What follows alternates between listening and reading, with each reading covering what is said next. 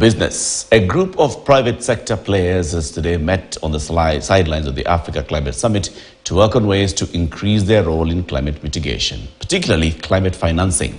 The meeting comes at a time when fiscal commitments to mitigate against climate change continue to be made, with COP28 President-designate Sultan Al Jaber pledging $4.5 billion, while the African Development Bank committed $25 billion in climate finance by 2025.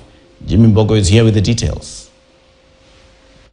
The Climate Summit enters its second day. Climate financing took center stage, with the private sector meeting to deliberate on how it can further provide resources to mitigate against climate change effects. An issue that, according to Equity Bank Group CEO Dr. James Mwangi, has been worsened by the high interest rates that the continent has been subjected to. The African financial system is part of the global system.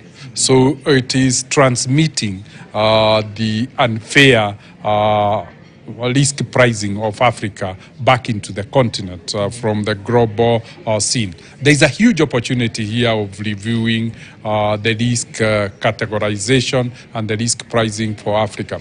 But as we do this, there is a huge opportunity for the African private sector to seek partnerships and collaborations with the global capital. And I think as we sit here, it's for us to reflect how we can turn our steel industries, our aluminium, our shipping, our aviation using green hydrogen. At the same time, the private sector noted the need for the governments to continue piling pressure for reforms of multilateral institutions in an effort to further de-risk the continent, using its available resources as collateral for credit. The Equity Bank CEO noted that there is need for capital financing to the continent as opposed to debt financing, arguing that debt burdens make it hard for the continent to develop owing to the competing priorities. We start with capital financing, not the debt.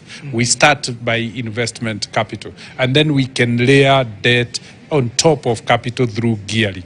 And hopefully, together the private sector and the African Union leadership, we should be able to negotiate a fairer debt pricing and risk pricing for Africa. The private sector, through its umbrella bodies, the Kenya Private Sector Alliance and the Kenya Association of Manufacturers, has agreed to come up with smart goals and that will have specific goals and timelines, as well as the cost implications attached to them. We have been in touch with the team that has come up with that is coming up with the Nairobi Declaration.